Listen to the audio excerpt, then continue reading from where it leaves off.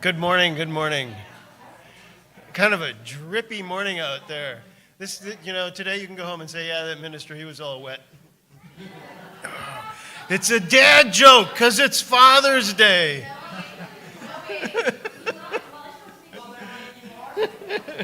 We hope not.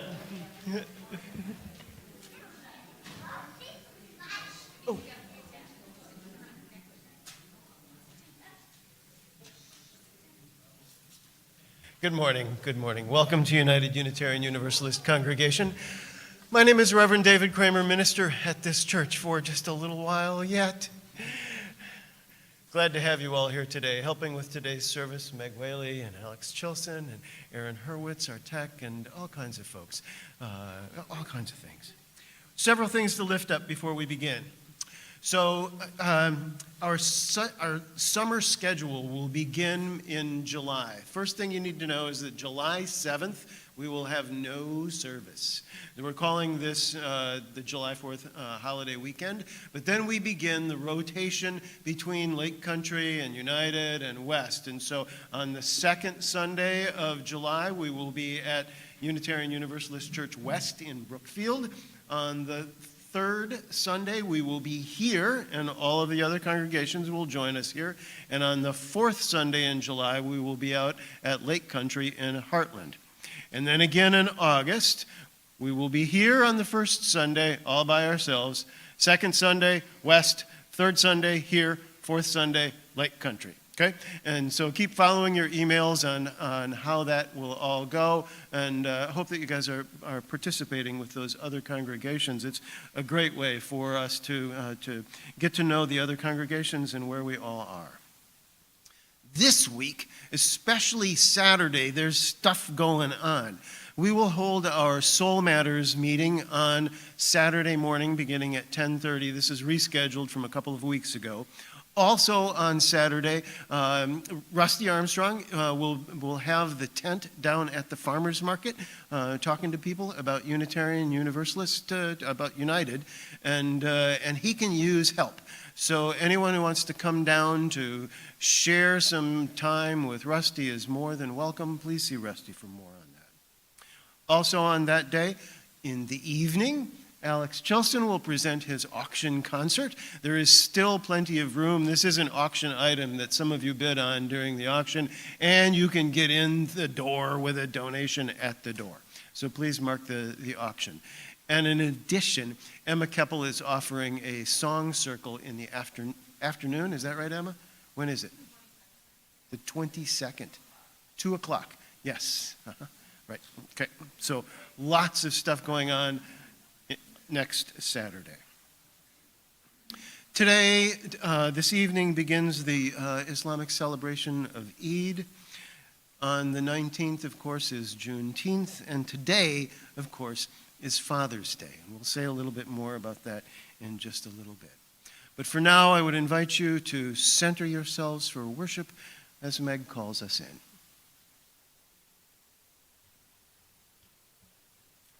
Possibly.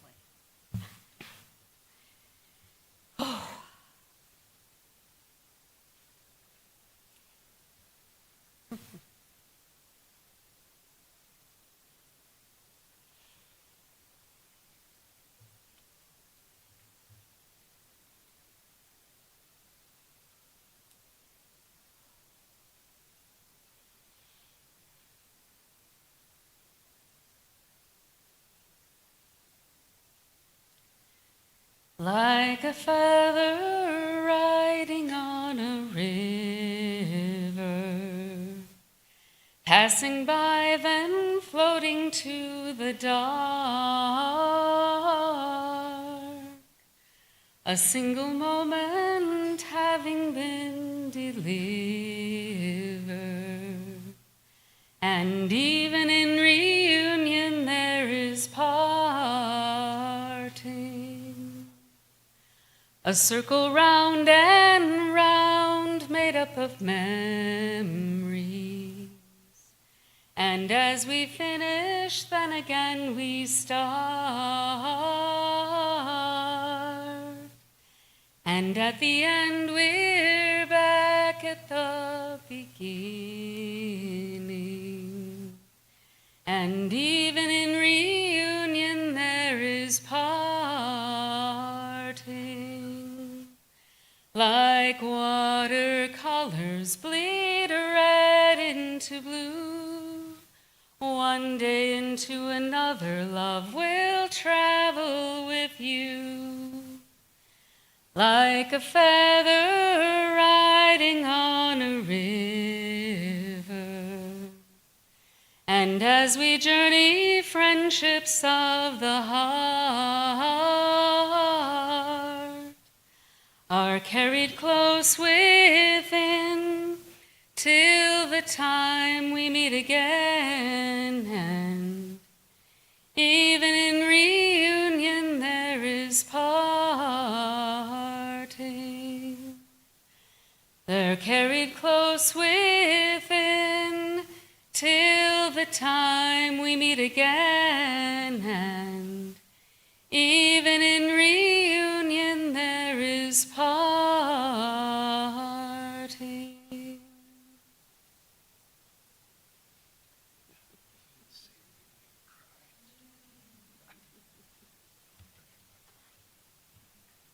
We begin each service by lighting a chalice. I'm going to invite Desi to come up and help us. And let's say together words that you may know by heart or hear on the wall.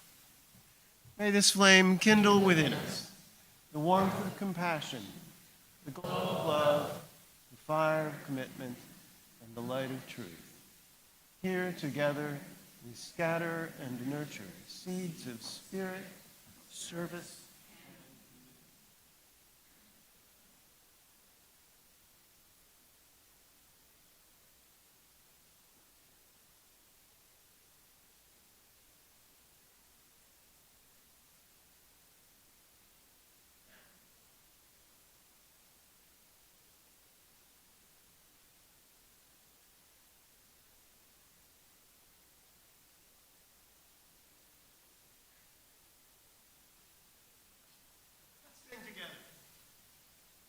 number 295 in your gray hymnals or here on the wall. Sing out praises for the journey. Please rise in body or spirit.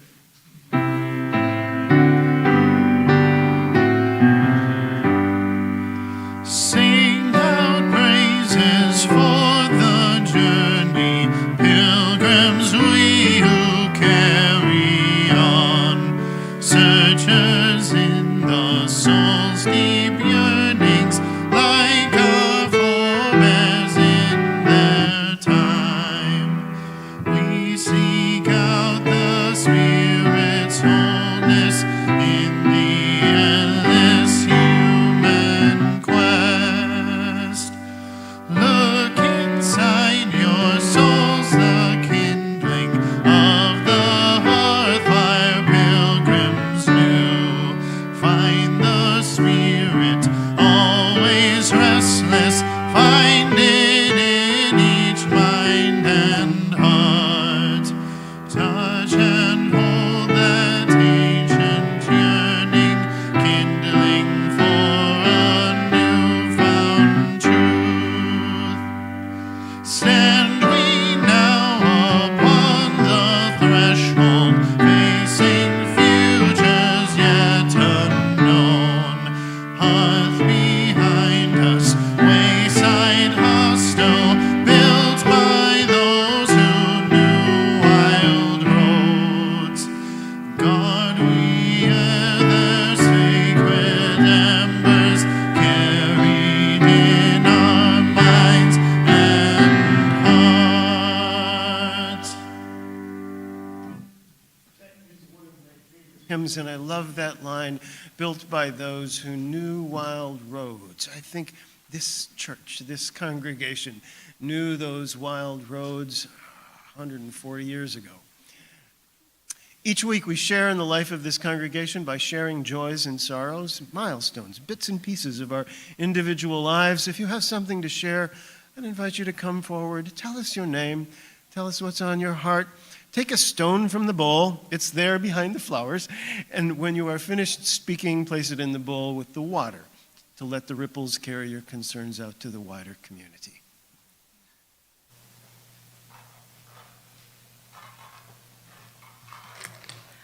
I'm Susan, and first of all, I'd like to welcome all of David's family. Maybe you could just put your hands up so everybody knows who you are. Yeah, he's got quite a crew here, so yeah, welcome to United. Our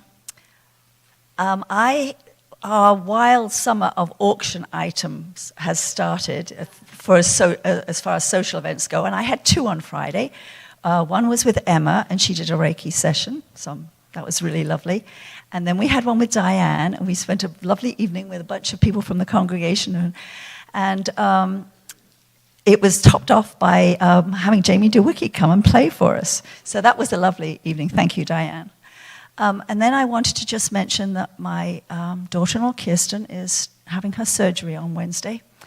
A little nervous about it. She saw 8 doctors this week, but she's in good hands. She's going to have the surgery done to remove a 2-inch tumor on her thyroid. And so, yeah, we know it's going to be a long recovery, but she'll do really well, I think. So.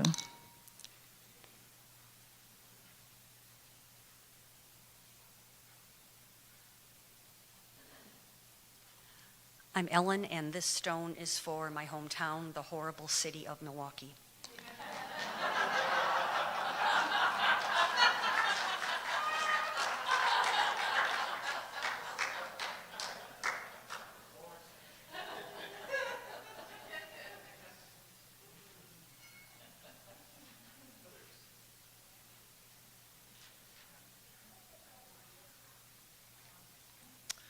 I have 2 joys. I'm Diane.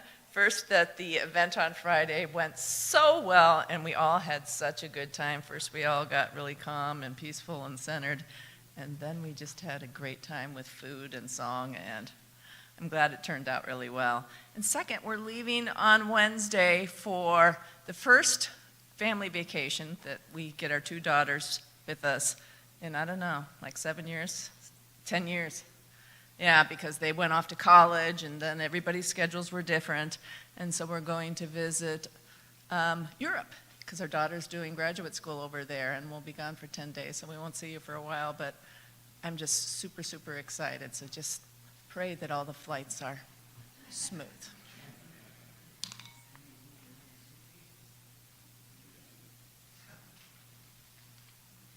I'm Pat. 2 weeks ago, I went mountain hiking up in the Valley of Fire, and then I went swimming at the Golden Nugget with the Shark Tank pool.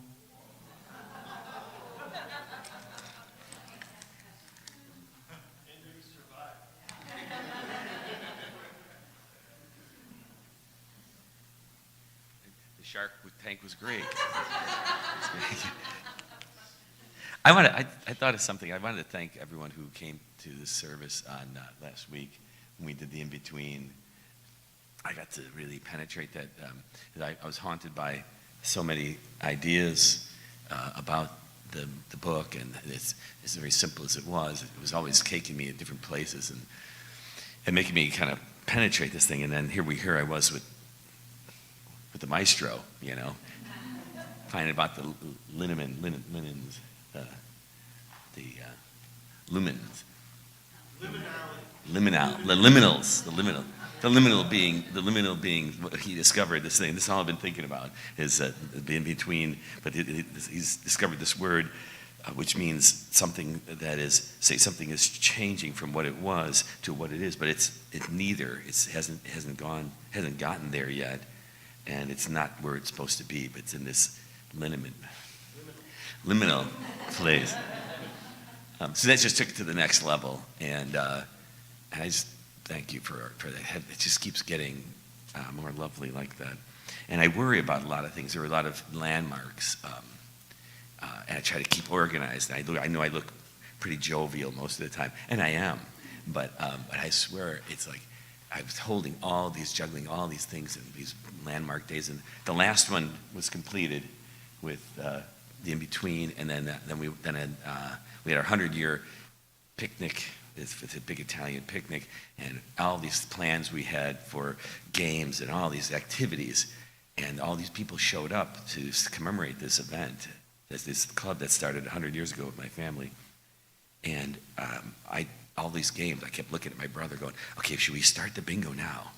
should we do, I got the balls, we should do that. I'll set up the ball thing. And we kept looking around. And my son, in his wisdom, my 33-year-old son, he goes, Dad, vibe check, which means check the vibe. Vibe check. I'm like, he said, it ain't broke. Don't fix it. We just sit back and just calm down. It's like, oh my God, everyone was wanting to catch up. Everyone was wanting to talk. And so it make it like the Gravy Train commercial. Who knows that? It makes its own sauce. So it made its own sauce. Okay. You remember? Okay.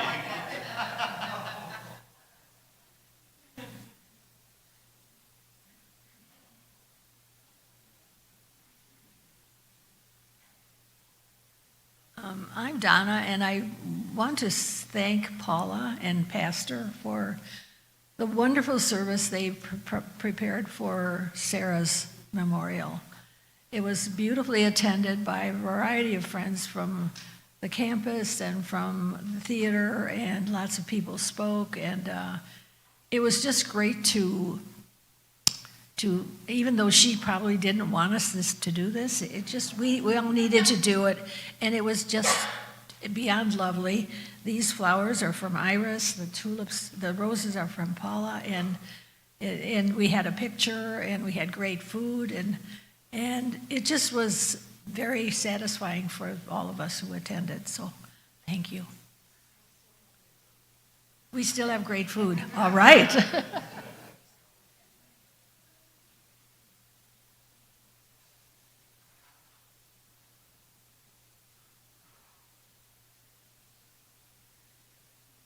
Hi, everybody. I'm Erin Rosenthal. My parents are Lisa and Shane. As my mom shared last week, I graduated recently. Sorry, I'm a little teary.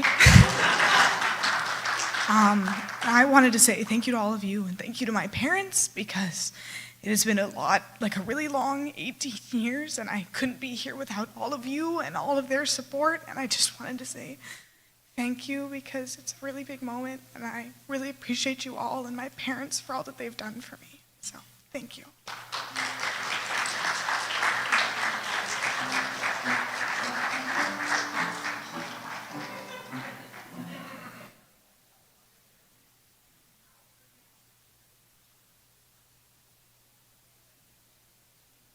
Hello, I'm Quenisha. I'm David's daughter-in-law, so just coming up here to say I'm so happy to be here, and we're so proud of you, and I'm so glad we could, join you on this day, and I don't like talking in front of people, but I'm just really happy to be here. And shout out to Alex, you are amazing. I'm glad I get to listen to your music again. Yesterday at the service, it just, brought so many different emotions, happiness, and, able to connect with ourselves, so shout out to you too, you're amazing, and yeah, that's it.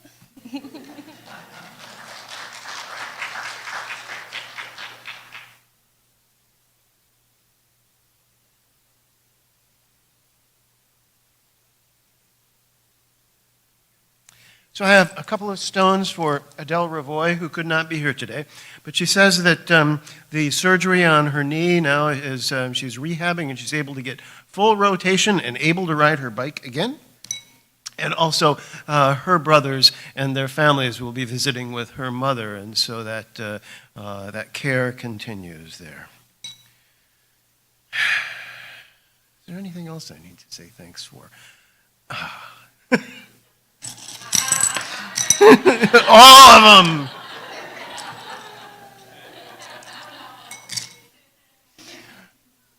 I'll place one last stone for all those joys and sorrows that remain unspoken, but on our hearts and minds. Let's sing together, Walking with You.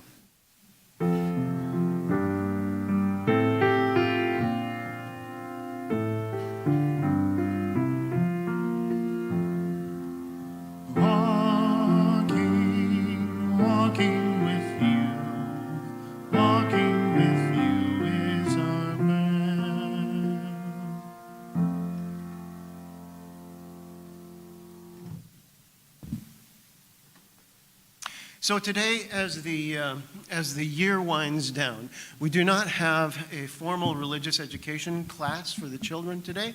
So they're going to be invited to stay with us as much as you can for this service, because I'll be talking about, later on, I'll be talking about our time together. And so I really would encourage kids to stay here.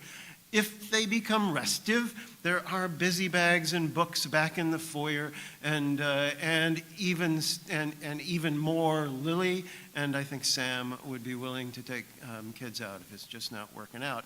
But I would encourage you to stay here and hang with us. We're going to start with a story. So I'm going to need all the kids. I don't usually do this, but kids, can you guys come down?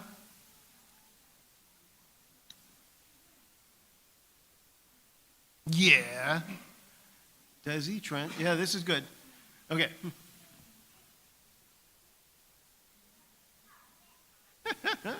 Okay, so you can join if you want. Okay? So you guys are going to have to do as I do, okay, when we tell this story. This story is the monk and the strawberry.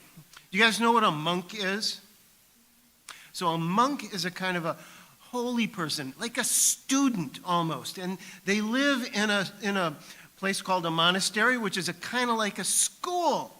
And one day there was a young monk who was just starting out in the monastery, who was summoned, who was called by the abbot. And the abbot is like the old monk, the monk in charge. And the abbot said, I have a very important letter that I need you to take to the monastery on the other side of the forest. Can you do this? Do you know the way? And the young monk said, oh, yes, of course. He was really glad to be asked to do this. How many of you raise your hand when you don't quite know the answer? yeah, that's like this young monk. He was really excited, so he took the letter and he started out through the forest. And it was a nice sunny day. So here we go. Follow me along. We're walking through the forest.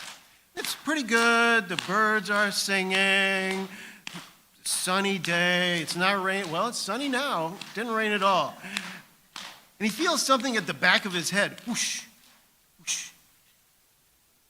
It was a blackbird. He passed underneath a blackbird's nest. But he had a hat on, so he was okay. So he kept on walking.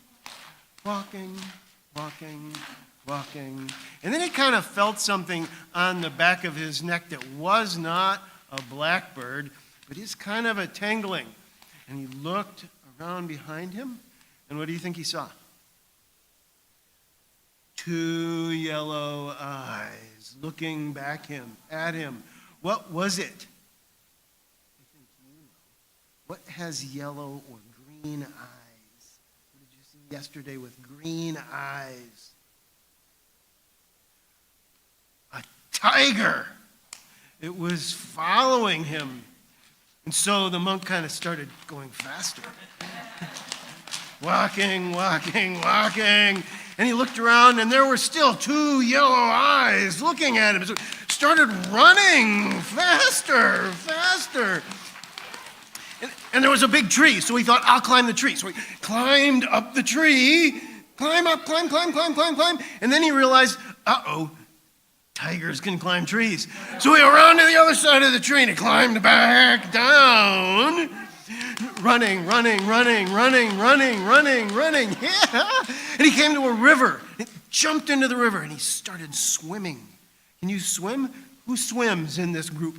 Yes, you can all swim. Swim fast. Came out on the other side of the island, on the other side of the river, and started walking again because he was tired. But guess what? Tigers can swim too. So he started running. He came to a big boulder. It was so big, he could not go over it. He couldn't go around it. So he started digging. Dig. And guess what? Tigers can't dig so well. So he was doing pretty good. He got through to the other side of the boulder and started walking again, all out of breath again. But then he looked around, and what do you think he saw? 2 yellow eyes looking at him again. It was the tiger. So run, run, run, run, run, run, run, run, run. And he came to a big cliff. The tiger was running right behind him. And he came to the cliff. He didn't know what he had to do, so he jumped off the cliff. And as he did so, there were vines growing out from the side of the cliff. He grabbed a hold of them, and he hung on with the tiger up above, roaring, with 2 yellow eyes, roaring at him, mad. The monk was holding on to the vines, and just then he heard another sound. It was a roaring down below the cliff. Another tiger with 2 yellow eyes. The monk was thinking, gee, how am I going to get down from here? And just as he was thinking that, a little mouse came out from a little hole in the side of the cliff and started chewing on the vines that he was holding on to. Oh, no, what am I going to do? Tiger was up above roaring, and the tiger was down below roaring, and the mouse was chewing, chewing, chewing. And just then he looked over and he saw a single strawberry growing out from the side of the cliff. Very carefully, holding on with one hand, he reached out and he plucked that strawberry and plopped it in his mouth. He said, "This is the sweetest strawberry I have ever tasted." And that's my story.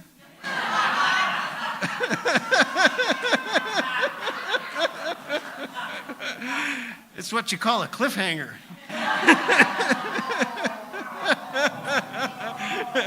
Dad jokes.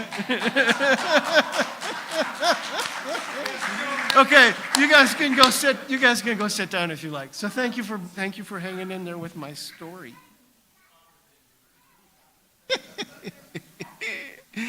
Yeah.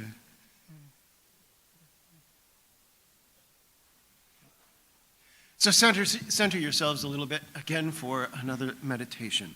Today's meditation comes from my friend Kimberly Carlson, who is Minister of Religious Education at First Unitarian Society in Milwaukee.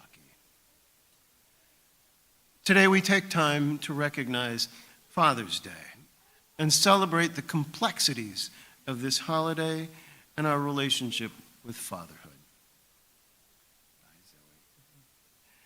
Holidays that focus on roles and relationships are entangled, like this one. You gonna go out? Okay, you guys can go. It's up to each of us to sit with and reflect on the interwoven emotions and the memories and the aspirations of Father's Day.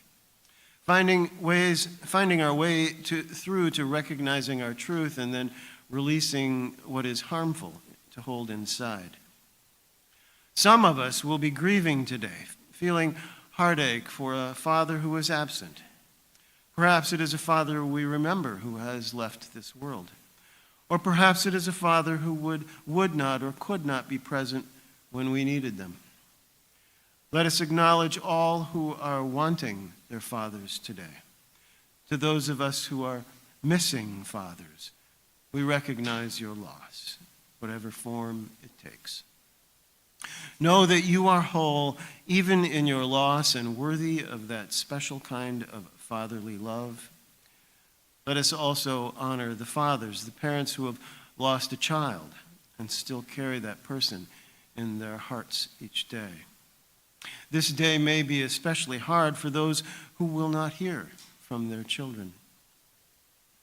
Father's Day can also be a day filled with regrets and wishes for those who wanted to be fathers and could not, those who were not the fathers they hoped to be for their children. May you find peace in your past as you return to focusing on creating a better future. Let us celebrate the fathers who persevere in their dedication to their children, who are steadfast in their care, for the fathers who help make the world safer, funnier, and kinder for all people. We say thank you, and well done. Your shared gifts are alive in all those who you love. May we be grateful for the fathers, the father figures, and the dads who may be any gender, the step-parents, the mentors, the coaches, the guides that show up for others with care and concern, sometimes falling short and sometimes shining bright. We honor them all for their efforts, imperfections, and love. Today, on this Father's Day, let us remember and honor all those fathers and father figures in our life who have nurtured, tended to, loved, encouraged, and supported us through the wild and winding days of our life. May they be an example to each new father, delighted in the miracle of a child, and to all of us who strive to love one another well. There is nothing simple about fathering. It is too precious and sacred a task. Let us hold all the multiplicities as we aim to better nurture each other and each new generation. May this be a day in which we find healing and belonging. Blessed be. And amen.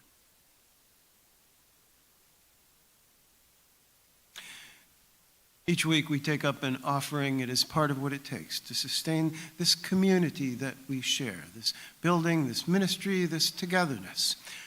Ushers will come forward. Please give generously. Oh, I do want to say, sorry, almost missed it. Today is the, Ellen, thank you. This is the third Sunday of the month, and so our plate today is shared with a community organization. Today's offering will be shared with P-Flag of Waukesha, which works to support parents, friends, and children of lesbians and gays throughout the community. Please give generously.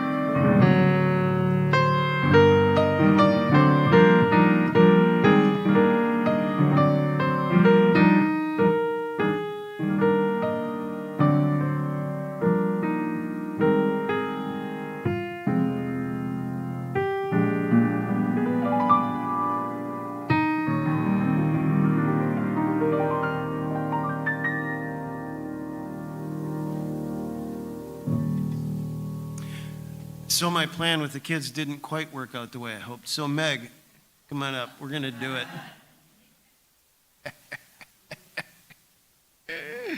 I offered this reading on one of the first Sundays that I worked here 8 years ago. And I think we've done it maybe once in the in-between time, Chet.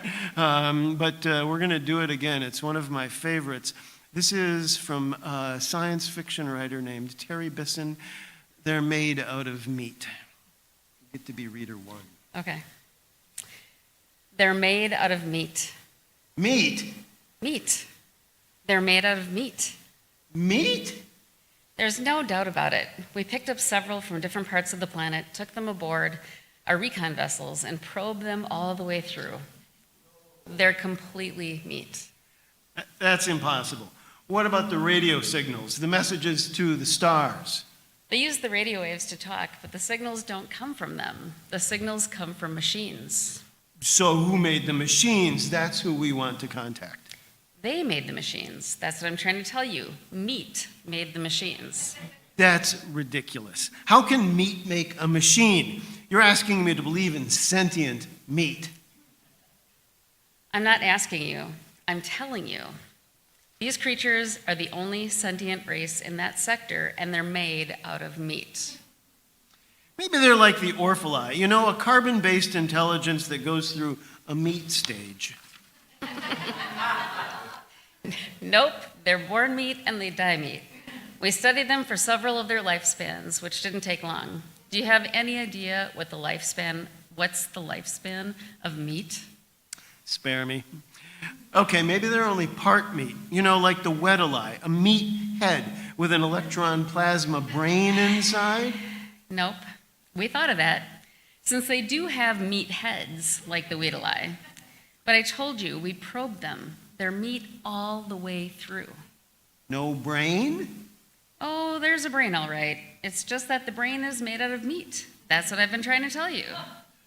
So what does the thinking? You're not understanding, are you? The brain does the thinking. The meat. Thinking meat. You're asking me to believe in thinking meat. Yes, thinking meat. Conscious meat. Loving meat. Dreaming meat. The meat is the whole deal. Are you beginning to get the picture, or do I have to start all over? You're serious then. They're made out of meat. Thank you. Finally, yes. They are indeed made out of meat, and they've been trying to get in touch with us for almost 100 of their years. So what does this meat have in mind? Well, first it wants to talk to us. Then I imagine it wants to explore the universe, contact other sentients, swap ideas and information. The usual. We're supposed to talk to meat? That's the idea. That's the message they're sending out by radio. Hello, anyone out there? Anybody home? That sort of thing. They actually do talk then. They use words, ideas, concepts? Oh, yes, except they do it with meat. Well, I thought you said they just use the radio. Well, they do, but what do you think is on the radio? Meat sounds. You know, how when you slap or flap meat, it makes noise. They talk by flapping their meat at each other. They can even sing by squirting air through their meat. Singing meat. This is altogether too much. So what do you advise? Officially or unofficially? Both. Officially, we are required to contact, welcome, and log in any and all sentient races or multi-beings in this quadrant of the universe without prejudice, fear, or favor. Unofficially, I advise that we erase the records and forget the whole thing. So we just pretend there's no one home in the universe. That's it. Cruel, but you said it yourself. Who wants to meet meat? And the ones who have been aboard our vessels, the ones you probed, you're sure they won't remember? They'll be considered crackpots if they do. We went into their heads and smoothed out their meat so that we're just a dream to them. A dream to meet. How strangely appropriate that we should be meat's dream. And we marked the entire sector unoccupied. Good. Agreed, officially and unofficially, case closed. Any others? Anyone interesting on that side of the galaxy? Yes, a rather shy but sweet hydrogen core cluster intelligence in a class 9 star in G445 zone was in contact 2 galactic rotations ago. Wants to be friendly again. They always come around. And why not? Imagine how unbearably, how unutterably cold the universe would be if we were all alone. The first time you did that to me, I had no idea what was coming, and I couldn't even make it through the thing. I was laughing so hard I was crying. I still haven't fully gotten it back for that. Dream to meet. So over the last couple of months, I have been trying to think back, to lift up the things that we have done together as a congregation in the time that I have been with you. So on a particular Sunday, we talked about the outreach that we have done, the marching downtown, and the things like the farmers market, and all of those things that we do to make ourselves known in the community. And then just a couple of weeks ago, I had a chance to dive into theology a little bit more with Chet to talk about the in-between, and I got to talk about how, for me, I see God in the connection, in the space between us, in what holds us all together. And I want to take that a little bit further today. A couple of weeks ago, did an exit interview with the staff from the Unitarian Universalist Association. The board did the same exit interview. We did these parallel, and then we traded the answers back and forth so that we could all see what it is that how we answered the questions. And so this is kind of a rough outline of what it is that I told Lisa Presley from the UUA on how this has gone. And she starts by asking, what went well during this shared ministry? Well, we survived a pandemic. Like, really, what could be more than that? In a community that is built upon connection, in a community that is built on community, when we could not be together for 2 years, how is it that we survived that whole time? You need to give yourselves a big round of applause. We survived a pandemic.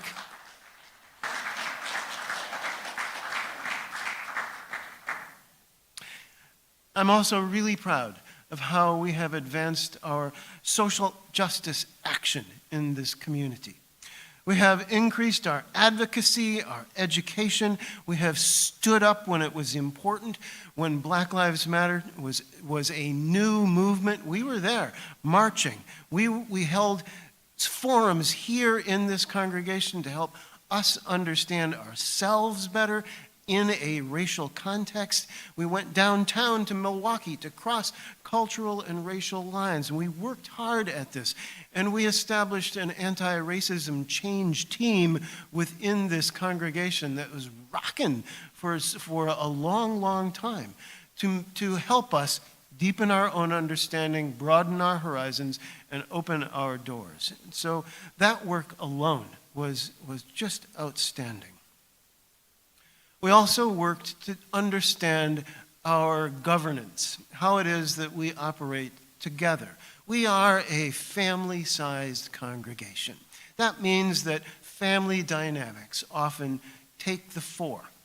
We have a board, we have committees, we have bylaws, we have all the infrastructure of an organization, and still sometimes decision-making and the way things happen are more informal. And that's natural. But we work to understand how that goes and what it would be like to be a somewhat larger congregation that works on different models and where authority lasts in a somewhat larger congregation.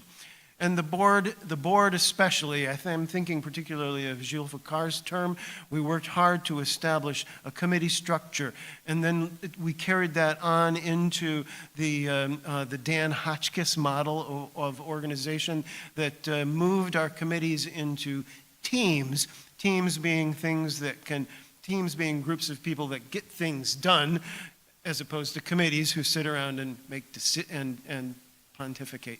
And so we moved into a team structure here with how we operate, and continuing on into even the present. Our policy manual, which was begun early in my tenure here by Carol Pauley, was then refined by Rick Blond and the board, and we have established a better structure for how it is that we operate. We have solid finance here. We always have. That has made us a place where we can deposit things like the reparations fund for the 5 UU congregations within the Milwaukee area. And we have enjoyed all of the fruits that solid finance have brought to us. Your stewardship and your resources, your careful stewardship of the resources has made that happen. And of course, we have a rockin' auction every year, which, we set the bar low, and every time it keeps going higher and higher. And it's great. It's really good. And then also, I told Lisa that kind of unplanned, we have had a good deal of leadership development here. I can't really claim any credit for that. But in this time, lots and lots of people have stood up and moved into new roles and taken on and brought us new perspectives and taken on new jobs and things. And so I really thank everybody, because it is everybody. We've talked about how we are 60-some members on paper, and it takes all of those people in order to make this church run. She says, what's the biggest challenge during this ministry? Well, duh. Can we say it again? The pandemic. Kind of end of the story. But she asks, too, about conflict and how conflict was handled in this time. And, we're Midwesterners. We tend to avoid it. And yet there has not been serious conflict in this congregation. This is not to say that everybody who has come through these doors in all these years was always happy. In fact, we have lost some members. Some may not be with us now over disagreements, including with me. There is always tension in a family-sized church. Think about that. If you had no tension, nothing would hold it together, right? It is also careful to not be too tight. Tight can mean exclusive. So that's one thing that I would leave you with. You are a tight conversation, but please always keep your arms open for those who come in. In all of that, in that change, this church has maintained its integrity. There have been no schisms. We are not in trouble at all. This is a very, very healthy congregation in terms of its relationships, in terms of its finance, in terms of its ministry. For myself, I sometimes handled conflict directly, especially early on. I came to abandon some of the tools that I brought when I first came here when they just did not work. In my time, I have come to know that I also have been guilty of overfunctioning. And this is another aspect of this congregation which is perhaps not unique to us, but also is a part of who we are. We tend to rely upon overfunctioning individuals, and that's a problem from time to time. And I own that as well. I have been that overfunctioning individual, and so be careful of how it is that people work within this congregation, how you share the load. How was the ministry shared between the minister, the staff, and the lay people, she asks? Well, we have had effective boards. We've had a strong worship team. This building has been taken care of immaculately. This is clean. We have great buildings and grounds. This whole space has shown your care.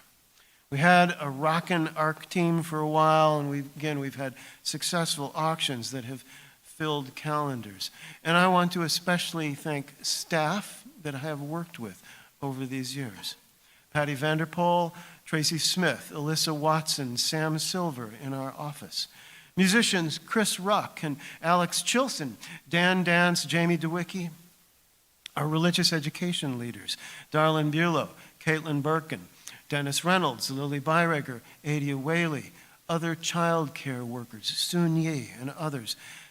And in the sound booth, Dennis Reynolds again, Michael Morrell and Abra and Aaron Hurwitz. Were there any cultural shifts in this congregation during the ministry, she asks. And I say, well, yeah.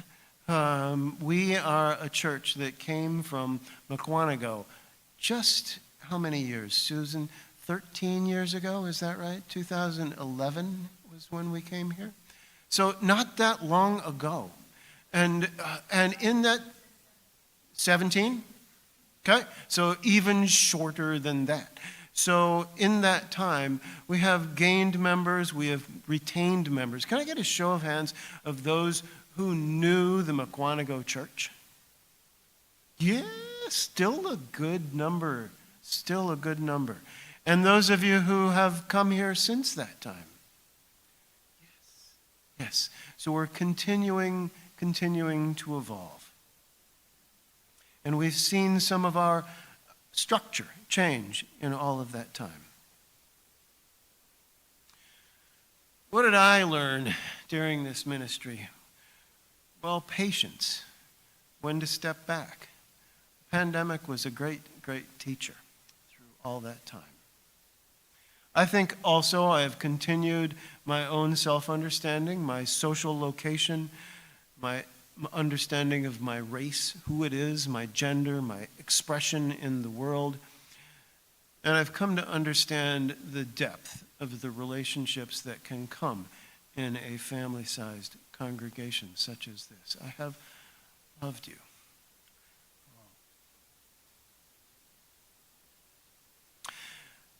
What's next for me is that we will decamp for the cabin.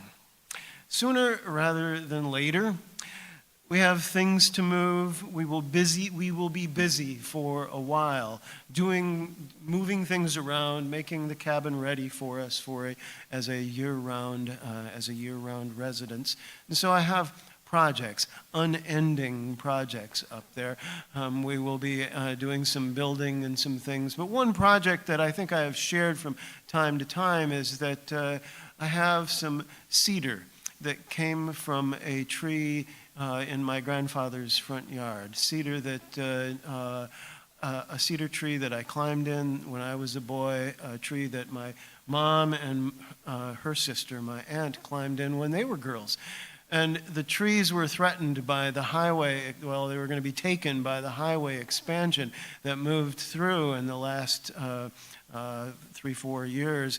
And in the days before the last cedar was to be harvested by the state, Chet Salenza and I went to rescue that tree. We cut it down, we took it to the sawmill and had it cut up into boards, and I've kept all of it. All of the rough cut and the live edge and the branches and the boards, and all of those things are becoming projects, things for me. I've already made some tables and benches out of the slab wood, and the boards are, in my mind, intended to be eventually a boat. Hoping to build a cedar strip canoe from the boards from the tree. And so I have projects. And of course, Mary and I also want to travel. We are counting the cabin as base camp. And especially this coming winter when I'm anticipating running out of firewood, we may just head south for a little while. So we shall see. What are your hopes for the future of this congregation's ministry? Concerns, she says. Well, I told her that I hope that you continue your burgeoning presence in this wider community through things like the farmers market and being out in the world. This is how this church grows. Last week, as Sarah pointed out to us, our health depends on growth. And so being out in the community is a thing that I hope that you continue. The RE program, the religious education program that we enjoyed this year, the joyful noise of children, I am again hoping that is a thing that will continue on through into the coming year and years. What else, she says? Well, boundaries. So here's the hard part, or a hard part. For me, I will be leaving you. I'm sorry, but this has to come to an end. This is a professional relationship that you and I share, And so now that I am leaving, it does need to come to an end. Many people have asked, so, the rules, do we have to obey the rules? And there is this idea that, it's 1 year, 2 years, no contact, whatever that is. There is no actual rule to that effect. The rule is that the incoming minister and the outgoing minister work it out between them. They form a covenant. But in this time, in this liminal time right now, when we do not yet know who the new minister will be, it will be important for me to stay away so that the relationship is not further damaged in that time. It is not unlike the relationship with a therapist who, as Diane points out, once that relationship ends, if they call you up or see you in the grocery store and start unloading on you, you just have to say no, sorry, unless, of course, you pull out your checkbook. But that's not going to be happening. In the materials that I found in the office while I was cleaning this last week were some things from my installation here, including a line that there should be no intentional or ministerial contact between a departing minister and members, staff, or clients until there can be a covenant expressed in a letter of understanding between a predecessor and subsequent ministers. And so we are in that space right now. As a practical matter, I do have a couple of appointments that I need to keep with some people beyond the end of June. But also, as a practical matter, I'm moving. I'm going to be in the woods. So unless you come track me down, you will not see me. As I said, we will be moving, and if you see me on the street, please say hi. This is not you don't have to cross the street or go run away or whatever. We can be friendly, but we will have to limit our contact, especially in coming months. I also want to emphasize boundaries with Sam Silver, our administrator. Sam is working now from noon until 4 on Tuesday, Friday, and Sunday afternoon. She is not taking the laptop home with her. So if you do not communicate with her during that time frame, you're going to have to wait. That means that email also is important. You can still work on your own schedule and send Sam an email, but she's not going to respond until Tuesday, Friday, or Sunday afternoon. So you're going to have to know that. We have in the past been too loose with the rules for our administrator, and I want to emphasize right now, please respect Sam and her boundaries and her time commitment to this congregation. She does have another job, she has another life, and so please be respectful of Sam and the time that she is giving to this congregation. She is doing a fantastic job of keeping the wheels on. And that role will become critically important when I leave. The trouble is that soon, in another 2 weeks, instead of one boss, she's going to have 60 or 70 bosses, right? And so please be mindful of that. Use your board. Listen to them. In spite of this being a family-sized congregation, we've got a board, and we've got a good board this year. So use them. Contact them and bring them your concerns, and they will again be there for you. And mind your own time and energy. Be kind to yourselves. Not just you be kind to you. I mean, be kind to yourselves. You have something special here. It needs you. Take care of yourselves so that it continue to be here. Continue being the beautiful people that you are. Continue deepening your relationships. Be curious. Embrace new ideas. Be who you are. That's all you need to do. You are a lovely, lovely congregation. Mary found a quote from Leo Tolstoy this week. A quiet, secluded life in the country with the possibility of being useful to people to whom it is easy to do good and who are not accustomed to have it done to them. Then work which one hopes may be of some use, and then rest. Nature, books, music, love for one's neighbor. Such is my idea of happiness.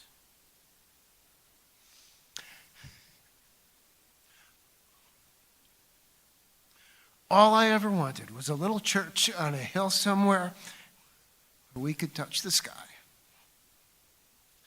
This has been a very, very rewarding ministry.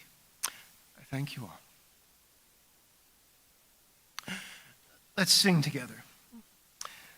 This is on the wall. It's not in your hymnal. We shall be known by Mamuz. Please rise in body or spirit.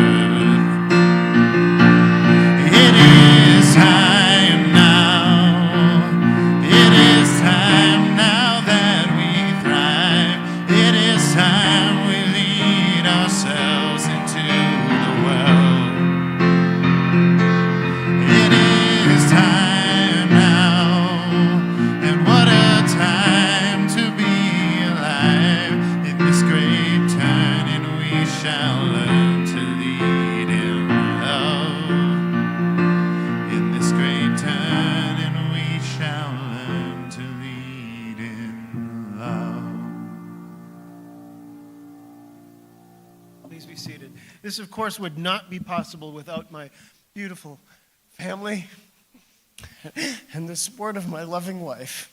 I thank you all for this great opportunity. During that song, I thought, don't cry again, just get it together, man. That's what you're supposed to do. You're the one who holds it together when everyone else is falling apart. So, yeah, we'll do that. Following the postlude, which is a special request. As always, please join us for conversation and food, lots of food, in the fellowship hall below the sanctuary. And when you go, as always, go in love, seek justice, find peace.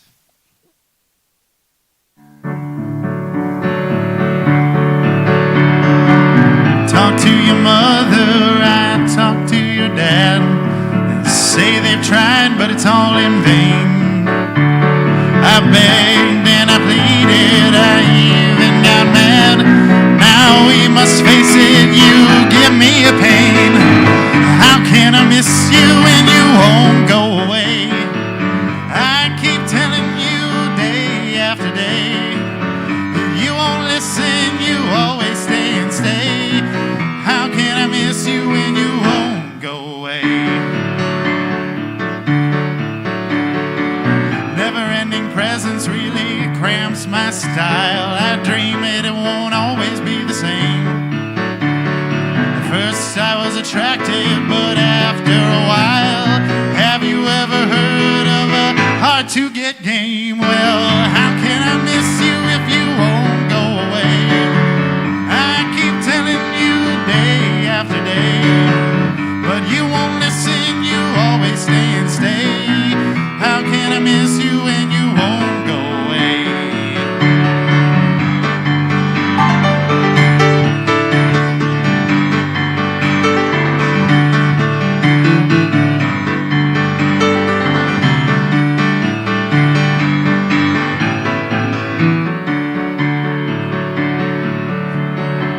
Out of 3 billion people, oh, why must it be me?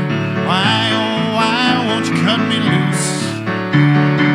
Do me a favor and listen to my plea. I'm not the only chicken